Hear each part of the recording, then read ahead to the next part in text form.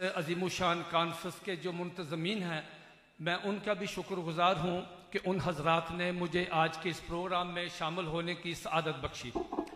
پچھلی دفعہ میں حاضر ہوا تھا، چند باتیں میں نے عرض کی تھیں قادیانیوں کی آئینی اور قانونی حیثیت کے حوالے سے۔ ٹائم تھوڑا تھا، اب میں اپنی بات پچھلے سال جہاں سے میں نے ختم کی تھی، میں اپنی گفتگو وہیں سے دوبارہ شروع کرتا ہوں۔ اگر یہاں پہ انتظامیہ کے بالخصوص میں جن آج کا جو سفر کیا ہے، میں دست بستہ عرض کرتا ہوں ہماری جو انتظامیہ مجسٹریٹ صاحب، اسسٹنٹ کمشنر صاحب، ڈی سی او کے جو نمائندے یہاں تشریف فرما ہیں، ایس پی صاحب کے، اور میرے بھائی میرے دوست جو ایجنسیز کے لوگ آئے یہاں کی رپورٹنگ کر رہے ہیں، میں ان سے درخواست کروں گا کہ آپ میری اس گفتگو کو نوٹ کر کے حکام بالا تک ضرور پہنچائیں۔ حضرات، جرمنی کا جو ہٹلر تھا،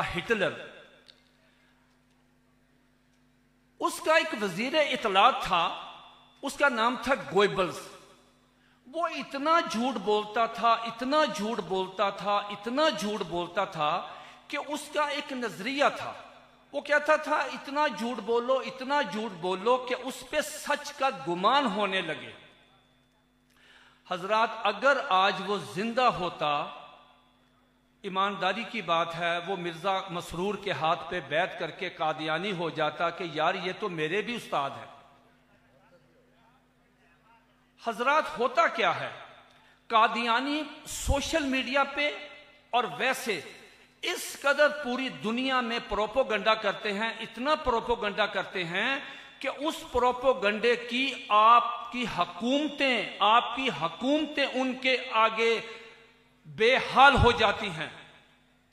قادیانی کرتے کیا ہیں؟ قادیانی پوری دنیا میں بالخصوص امریکی صدر کو، امریکی وزیر خارجہ کو، ان کی وزارت خارجہ کو، یہ جتنے یورپی یونین کے پریزیڈنٹ ہیں، وزیر اعظم ہیں، ان کو، اس کے بعد اقوام متحدہ کو، امنسٹی انٹرنیشنل کو، حقوق انسانی کی تنظیموں کو، یہ تمام کو بتدریج مسلسل خطوط لکھتے ہیں کہ پاکستان میں ہمیں حقوق حاصل نہیں۔ حضرات، ہوتا کیا ہے، اس کا ایک دباؤ آتا ہے، ان خطوط کا، امریکی صدر کا، یورپی یونین کا، آپ کی امداد بند ہونے کا خدشہ ہوتا ہے، حکومت پریشان ہو جاتی ہے۔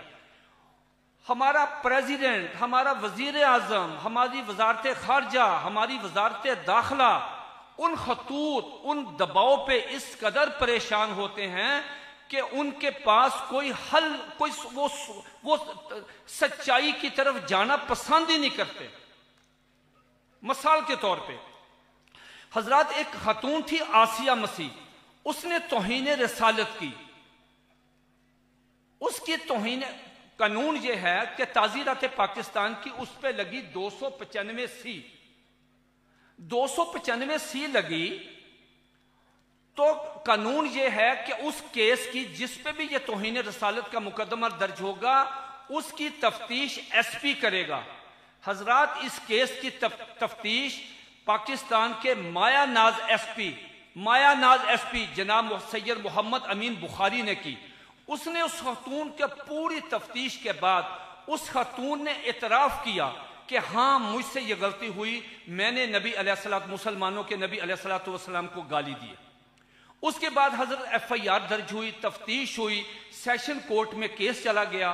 سیشن کورٹ میں ان کے عیسائیوں کے چوٹی کے وکلاء آئے، مسلمانوں کی طرف سے پیش ہوئے۔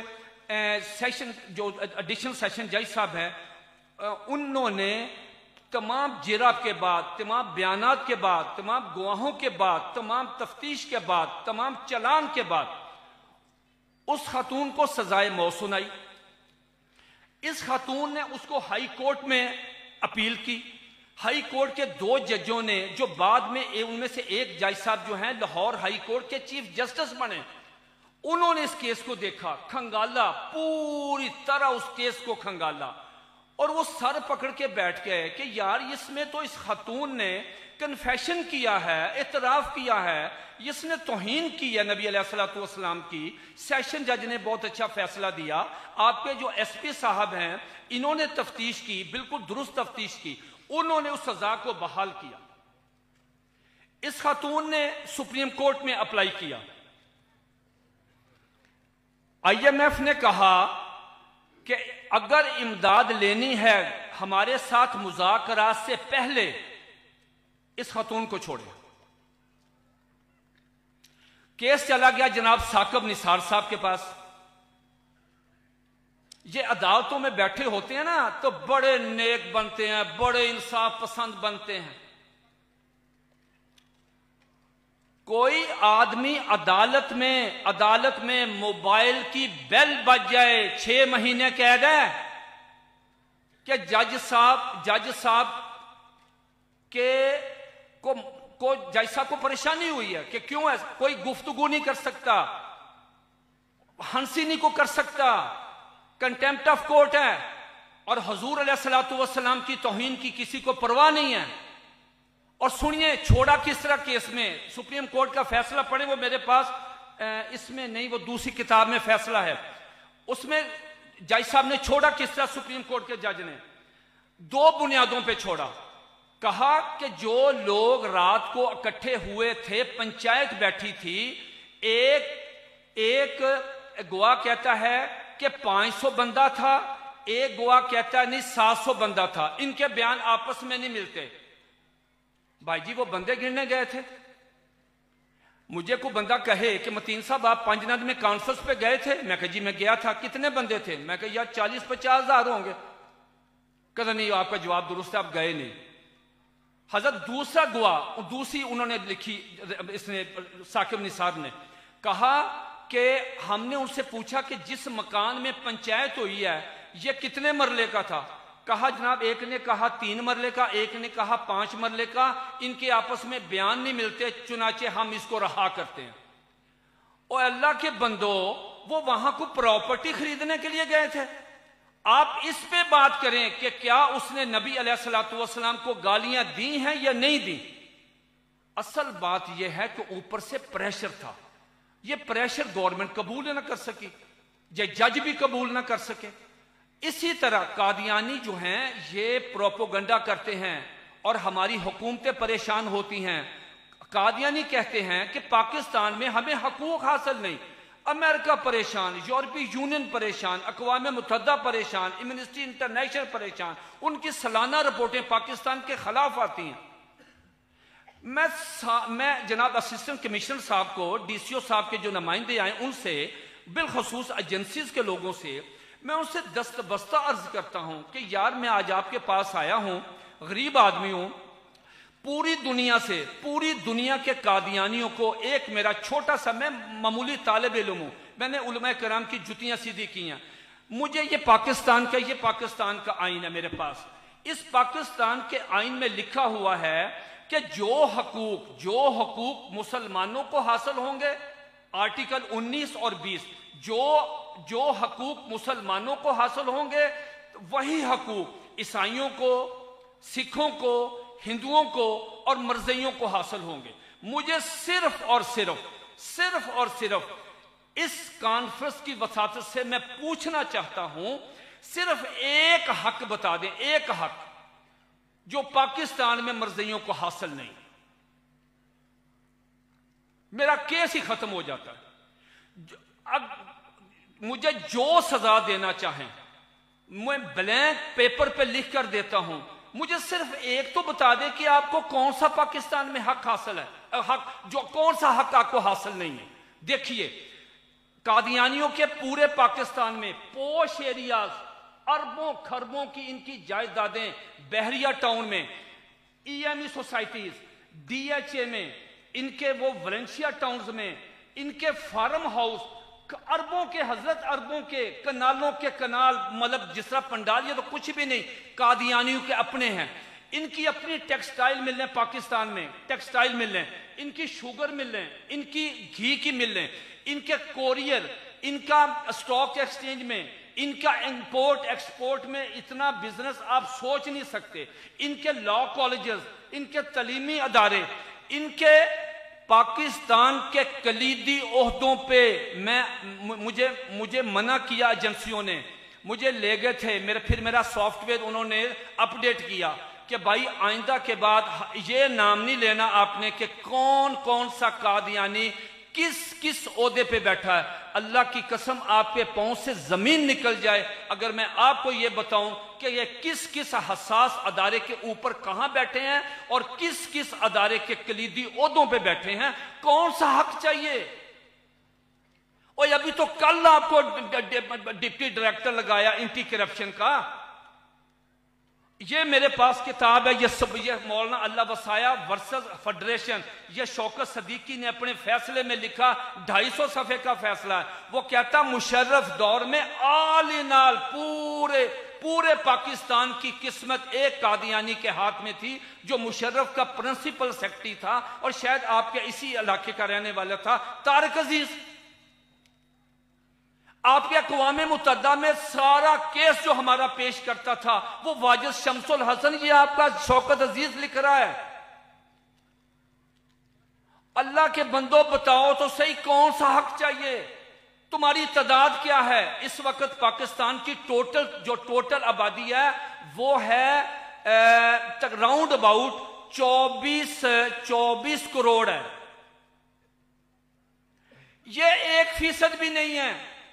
24 کروڑ مسلمان اللہ کی قسم لسی پی کے پیشاب کر دیں، یہ سارے قادیانی سیلاب میں بہ جائیں.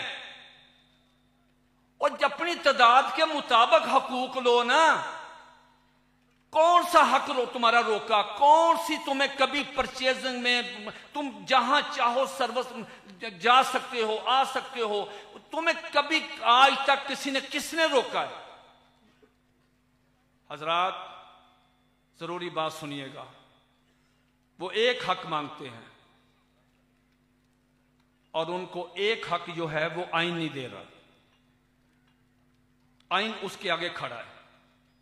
سپریم کورٹ کا فیصلہ SCMR supreme court monthly review 1993 page number 1718، یہ 5 ججوں کا فیصلہ. وہ کچھ اور حق نہیں مانگتے، جھوٹ بولتے ہیں، ایک حق مانگتے ہیں حضرت. وہ حق کیا مانگتے ہیں؟ وہ کہتے ہیں کہ ہمیں پاکستان میں مرزا قادیانی کو محمد رسول اللہ کہنے کا لائسنس دیا جائے. قادیانی کہتے ہیں کہ ہمیں مرزا قادیانی کو صلی اللہ علیہ وآلہ وسلم کہنے کی اجازت دی جائے.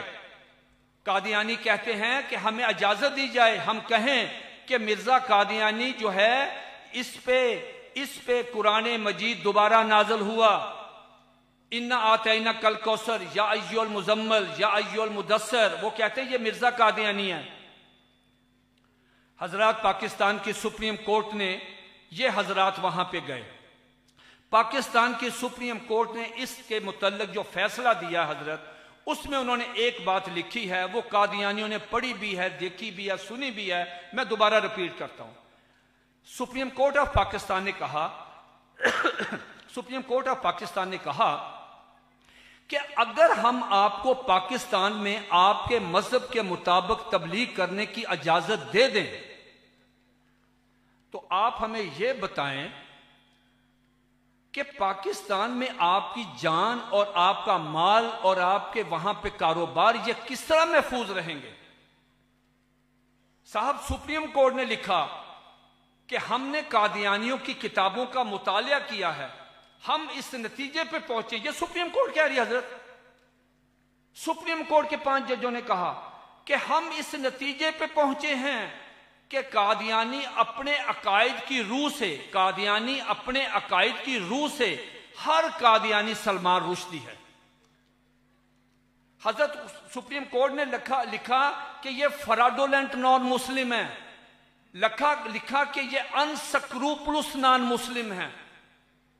حضرت یہ حق صرف یہ مانگتے ہیں کہ ہمیں پاکستان میں مرزا غلام احمد قادیانی کو نعوذ باللہ محمد رسول اللہ کہنے کی اجازت دی جائے.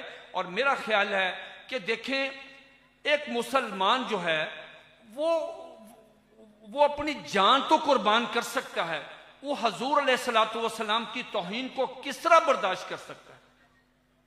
حضرت آپ نے اختر شیرانی کو سنا ہوگا، شاعر تھا، کہتے ہیں کہ اس کے جسم میں خون نہیں شراب دوڑتی تھی۔ حضرت بہت وہ شراب پیتا تھا اختر شیرانی، بہت کمال شاعر تھا۔ ایک دفعہ اس نے بہت زیادہ شراب پی،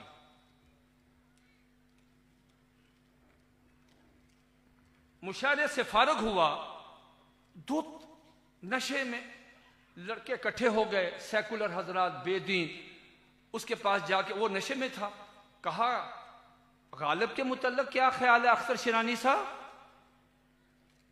کہا کون سا شاعر ہے، اس کے شاعری آتی نہیں ہے، شاعر تو میں ہوں، اسے کیا پتا شاعری کا؟ کہا حضرت میر تقی میر کیسے شاعر ہے؟ کہا چھوڑو، میں اپنی جرابوں کو ایسے کروں تو 3 شاعر اس جیسے نکلتے ہیں۔ کہا حضرت فیض احمد فیض، چھوڑو، اس کو تو پتہ نہیں شعر کیسے کہتے ہیں۔ کبھی وہ داغ کا پوچھیں، کبھی درد کا پوچھیں، کبھی کسی شاعر کا، کبھی کسی شاعر کا۔ وہاں ایک قادیانی بیٹھا تھا، اس نے کہا لوہا گرم ہے، اس سے توہین رسالت کروا لی جائے۔ اس قادیانی نے پوچھا اختر شیرانی محمد کے بارے میں کیا خیال ہے؟ حضرات آگے شراب کی خالی بوتل پڑی تھی، اس شراب کی بوتل اٹھائی اور اس کے سر پہ ماری، پھینک کے ماری زور سے، کہا کمینے ایک واحد سہارا ہے وہ بھی چھیننا چاہتے، ہمارے پاس ہے کیا؟ حضرات جب بھی نبی کریم علیہ الصلوۃ والسلام کی توہین ہوتی تھی، علماء کرام، میں تو سیرت کا معمولی سا طالب علم ہوں، آپ کی جوتیاں سیدھی کرتا رہتا ہوں، آپ مجھ سے زیادہ بہتر جانتے ہیں، آپ کو معلوم ہے اس میں کیا ہوتا تھا؟ نبی کریم علیہ الصلوۃ والسلام صحابہ کرام کو اکٹھا کرتے تھے اور ان سے کہتے تھے تم میں سے کون ہے جو محمد کی مدد کرے؟ حضرت آج بھی گنبد خضرا سے صدا آ رہی ہے کہ کون ہے تم میں سے جو محمد کی مدد کرے؟ ہارون رشید نے پوچھا تھا امام مالک رحمۃ اللہ کو کہ حضرت اگر روئے زمین پہ کوئی توہین ہو تو کیا کرنا چاہیے؟ امام مالک رحمۃ اللہ نے کہا کہ امت کو بدلہ لینا چاہیے۔ ہارون رشید نے کہا حضرت اگر بدلہ نہ لے سکیں تو؟ امام مالک رحمۃ اللہ نے کہا تھا کہ پھر امت کو اجتماعی طور پہ مر جانا چاہیے۔ حضرت آج یہاں پہ ایک وعدہ کر کے جائیں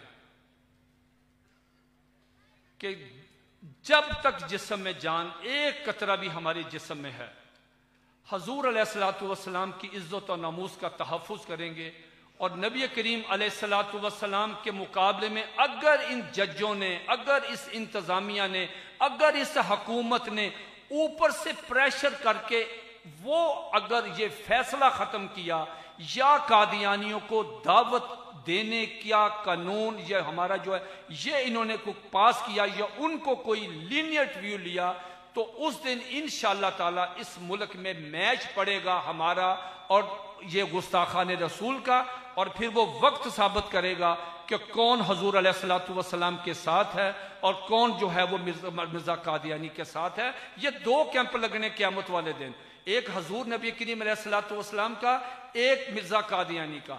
جو یہاں پہ نبی علیہ الصلوۃ والسلام کی وفا کریں گے وہ نبی علیہ الصلوۃ والسلام کے کیمپ میں ہوں گے، اور جو مرزا قادیانی اور اس کی ذریت کے ساتھ اور جو مرزائی نواز ہیں وہ مرزا قادیانی کے کیمپ میں ہوں گے، ان کا حضور علیہ الصلوۃ والسلام کے ساتھ کوئی تعلق نہیں ہوگا۔ دیکھیے حضرت، آخری بات آپ سے عرض کرتا ہوں کہ حضرت مولانا محمد انور کا شاہ کشمیری رحمۃ اللہ علیہ جب گئے تھے بہاولپور میں، تو حضرت جب وہ جلال الدین شمس کو دلائل دے رہے تھے عدالت میں جسٹس جج اکبر کے سامنے، تو جلال الدین شمس جب وہ تعویلات کر رہا تھا تو حضرت نے جج صاحب سے کہا کہ جج صاحب اسے کہیں کہ میرے ہاتھ میں ہاتھ دے، میں ابھی اس کو مرزا قادیانی جہنم میں جلتا ہوا دکھا سکتا ہوں۔ تو حضرت جب وہ حضرت باہر آئے تو ایک مرید نے پوچھا کہ حضرت اگر وہ آپ کے ہاتھ میں ہاتھ دے دیتا تو پھر کیا واقعی ایسا ہو جاتا؟